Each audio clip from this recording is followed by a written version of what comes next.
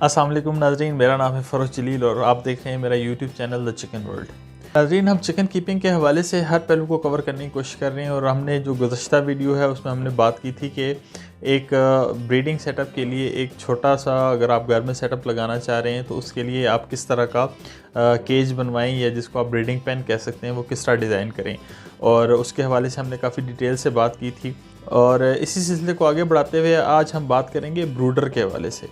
आगे बढ़ने से पहले अगर आपने मेरा चैनल अभी तक सब्सक्राइब नहीं किया तो काइंडली मेरे चैनल को सब्सक्राइब कीजिए और बेल आइकन का बटन ज़रूर दबाइए।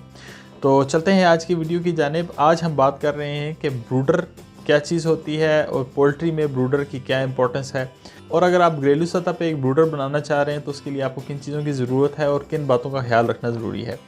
तो सबसे पहले हम ब्रूडर की डेफिनेशन के बारे में जान लेते हैं, ये समझ लेते हैं कि ब्रूडर होती क्या चीज़ है। नाज़रीन, ब्रूडर कोई भी ऐसी चीज़ हो सकती है जिसमें आप टेम्परेचर और ह्यूमिडिटी को कंट्रोल कर सकें, और बेसिकली ये इस्तेमाल होती है पोल्ट्री में जब आपके चिक्स हैच होते हैं तो उनको पहले कुछ दिन नॉर्मली 3 से 4 हफ्ते आपको एक मखसूस टेम्परेचर और ह्यूमिडिटी पे रखना पड़ता है।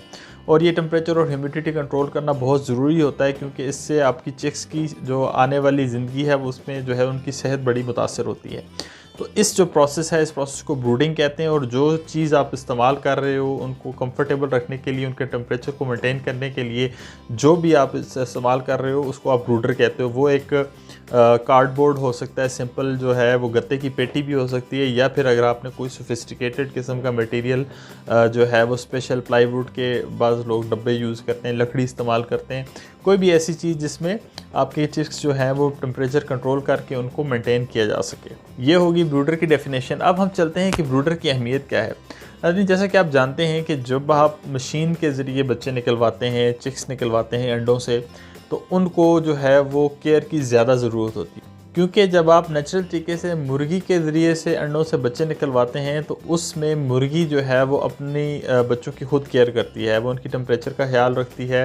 आपने देखा होगा कि वो अक्सर जो है वो मुर्गी के बच्चे छोटे जब होते हैं तो वो मुर्गी के परों के नीचे ही छुपे रहते हैं, वो एक्चुअली वो उनके टेम्परेचर बॉडी टेम्परेचर मेंटेन कर रही होती है, क्योंकि जो छोटे चिक्स होते हैं वो अपने बॉडी टेम्परेचर को रेगुलेट नहीं कर सकते, मतलब वो अपना जो जिस्मानी टेम्परेचर है उसको अपनी सतह को बरकरार नहीं रख सकते, जिसकी वजह से उनके जो है वो मोर्टेलिटी के चांसेस बढ़ जाते हैं। तो जब आप मशीन से बच्चे निकलवाते हैं अंडों से तो ज़ाहिर है वहाँ पे मुर्गी तो मौजूद नहीं होती, तो आपको जो है वो वाले सारे काम करने पड़ते हैं जो एक्चुअली मुर्गी कर रही होती है बच्चों की केयर के लिए।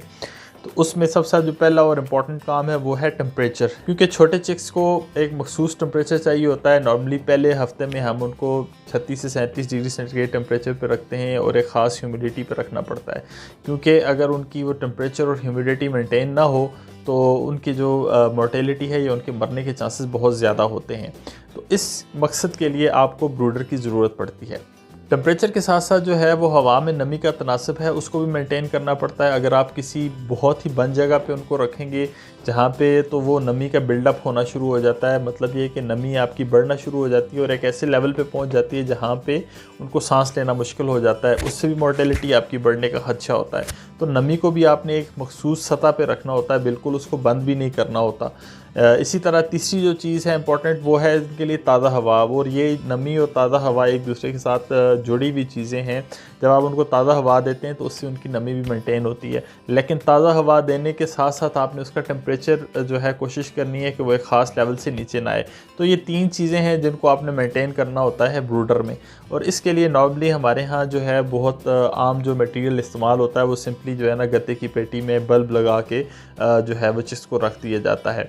लेकिन अगर आप थोड़ा सा सोफिस्टिकेटेड मटेरियल इस्तेमाल करें, थोड़ा अगर आपने एक रेगुलर बेसिस पे ये काम करना है तो आप अपने लिए एक ब्रूडर डिज़ाइन भी कर सकते हैं।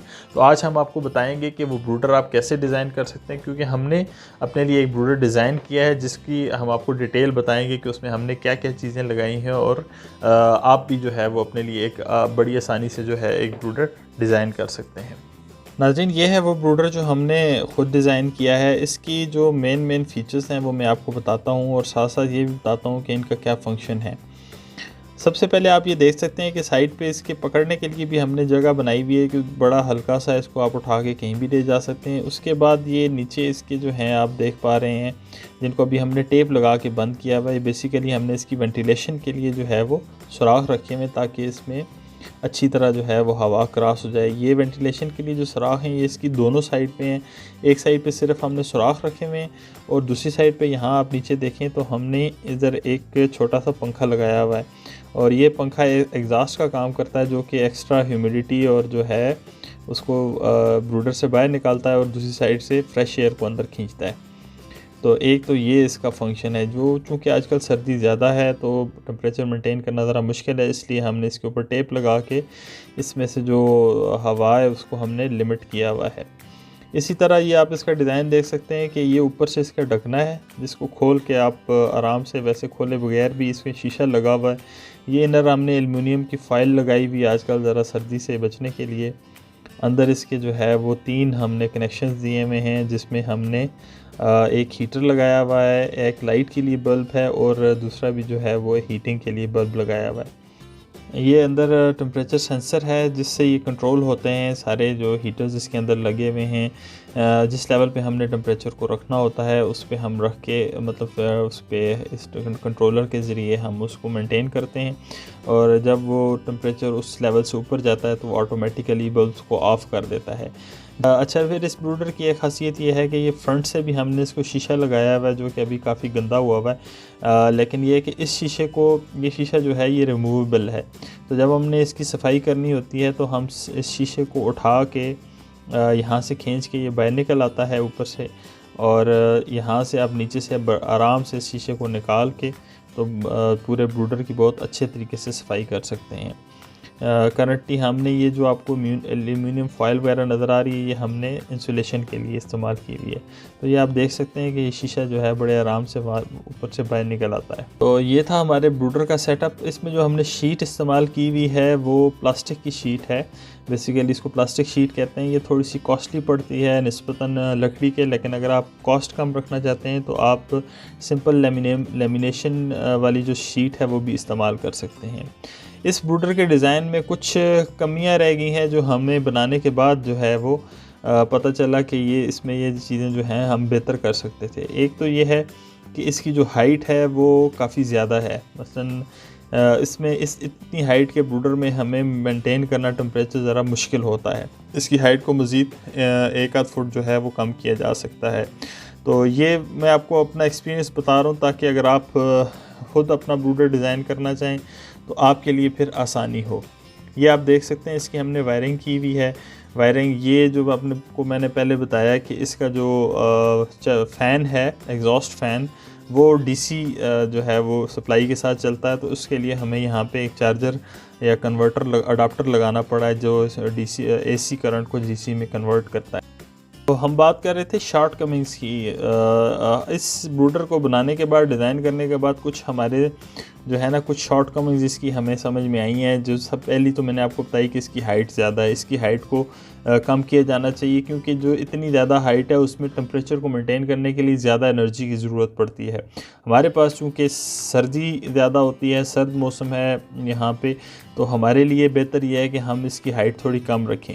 हाँ, गर्म इलाके के लोगों के लिए अगर गर्मी में आप ये यूज़ करते हैं तो ये डिज़ाइन ज़्यादा इफ़ेक्टिव होगा गर्मी में, क्योंकि जितनी उनको ज़्यादा जो है वो अंदर हवा ज़्यादा होगी उतना जो है वो ह्यूमिडिटी बिल्डअप कम होगा और टेम्परेचर मेंटेन करना आसान होगा जब आप ज़्यादा गर्म इलाके में। लेकिन चूंकि हमारा इलाका ठंडा है तो हमारे लिए बेहतर यह है कि हम इसकी हाइट कम रखें। सेकेंडली, जो फ्रंट साइड पे हमने इसके शीशा लगाया हुआ है, ये शीशा भी लगाने की ऐसा ज़रूरत नहीं है। इसको हम जो है वो जिस तरह इसकी साइड पर शीट है इसी तरह की शीट से हम इसको ढक सकते हैं।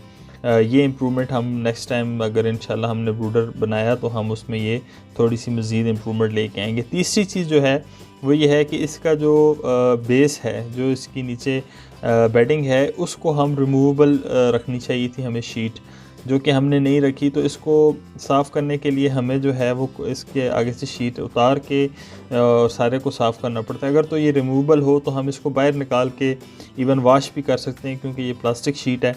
तो ये वैसे ऐसा जितना कोई डिसएडवांटेज नहीं है, लेकिन मैं आपको ये एक्सपीरियंस शेयर कर रहा हूँ कि हम इसमें मज़ीद क्या बेहतरी ला सकते हैं।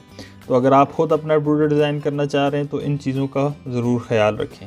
तो नाज़रीन, कैसी लगी आपको आज की ये वीडियो? उम्मीद है कि पसंद आई होगी। अगर आप भी अपना ब्रूडर खुद डिज़ाइन करना चाहते हैं और आपको किसी किस्म की भी रहनुमाई दरकार है तो आप बिला झिझक कमेंट सेक्शन में जाके अपनी क्वेरीज दे सकते हैं। इसके अलावा आप हमारे फेसबुक पेज को विज़िट कर सकते हैं, जिसका लिंक यहाँ नीचे आ रहा है। उस पर आपको बहुत सी इंपॉर्टेंट और यूज़फुल इंफॉर्मेशन के साथ साथ आप किसी भी किस्म के सवालात वहाँ जाके पूछ सकते हैं। हमारी कोशिश ये होती है कि हम आपको जो है रिसर्च बेस्ड जो है कंटेंट पेश करें, वो कंटेंट पेश करें जिसके बैक पे साइंटिफिक जो है वो एविडेंस मौजूद हो, ना कि सुनी सुनाई बातें आप तक पहुंचाई जाएं। उम्मीद है कि आपको हमारा काम पसंद आ रहा है। अगर आपको हमारी वीडियोस अच्छी लगी हैं तो काइंडली हमारे चैनल को सब्सक्राइब कीजिए और बेल आइकन का बटन दबाना ना भूलिए, ताकि आने वाली वीडियो से आपको बर वक्त आगाह किया जा सके। तो खुश रहें, खुश रखें अपना और अपने इर्द गिर्द के लोगों का बहुत सारा ख्याल रखें और मुझे अपनी अगली वीडियो तक के लिए इजाज़त दें। अल्लाह हाफ़िज़।